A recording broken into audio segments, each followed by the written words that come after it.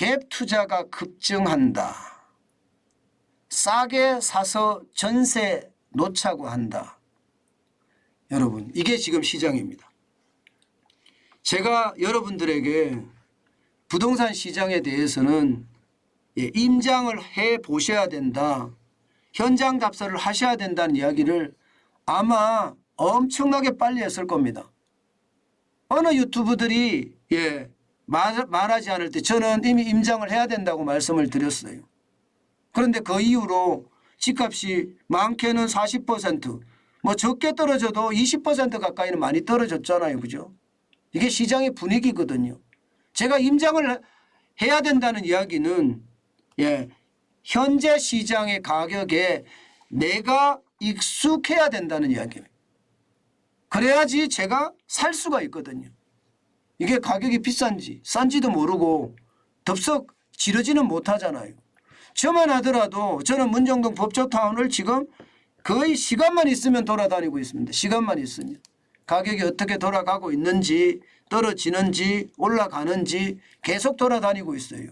그러면서 기회가 생기면 저도 사무실을 임대로 있을 것이 아니라 좀 무리하더라도 살 수도 있다는 이야기죠. 그런 생각을 하고 다니는 이야기란 뜻입니다. 또한 말입니다.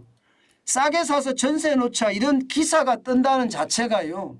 시장의 분위기가 좀 돌아섰다는 이야기. 돌아섰다. 시장의 분위기가 좀 돌아섰다는 이야기.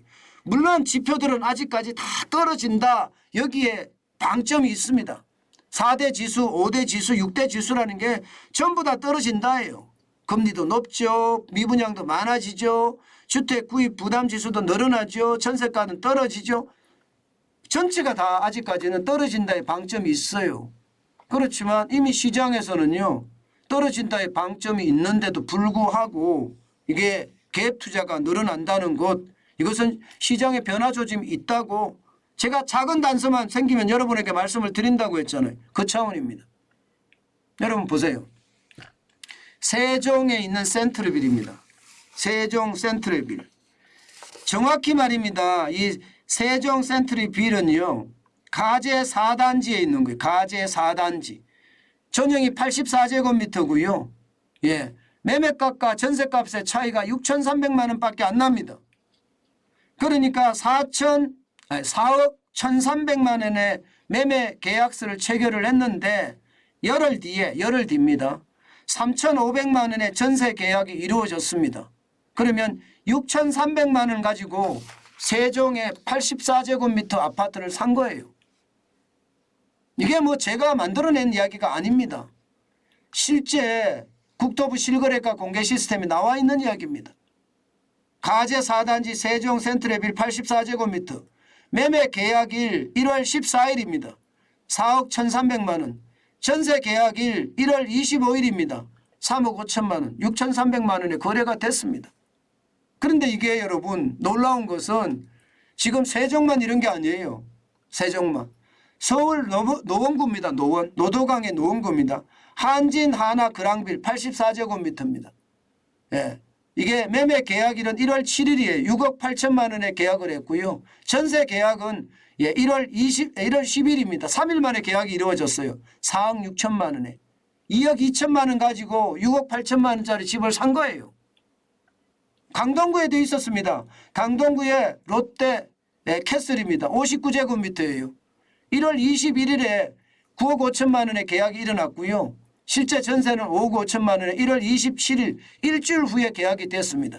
4억을 가지고 집을 산 거예요. 4억을 가지고. 그러니까 이미 현장에서는요. 이런 일들이 벌어지고 있는 겁니다.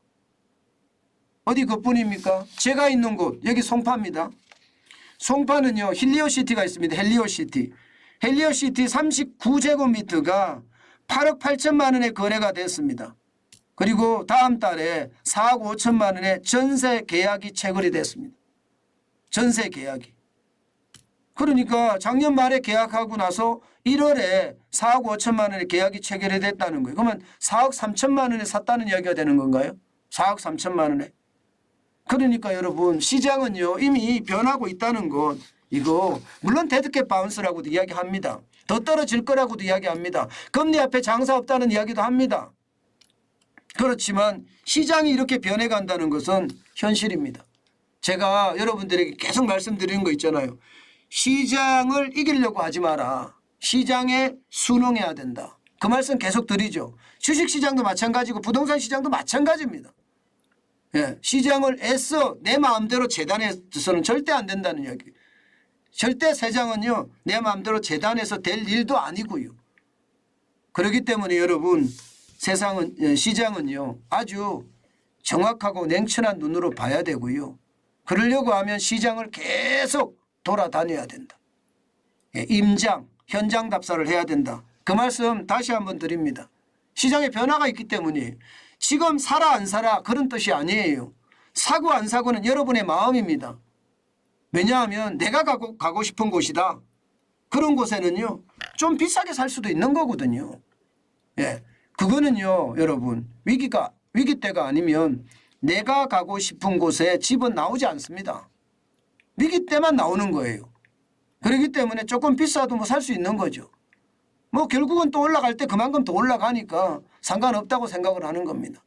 그래서 여러분 지금 요소에 데드캣 바운스라고 잠깐 팔짝 뛰는 깜짝 상승이라고 이야기는 하지만 이게 그것만 믿고 계속 기다리는 것보다 현장에 익숙해지는 것 저는 굉장히 중요한 요소라고 생각을 합니다.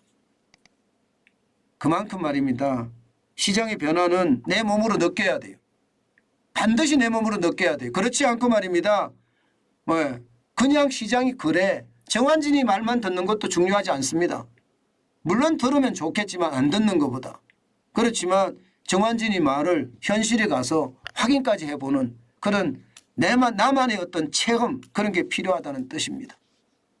그만큼 시장의 변화는 굉장히 빨리 일어나고 있다. 이런 얘기죠.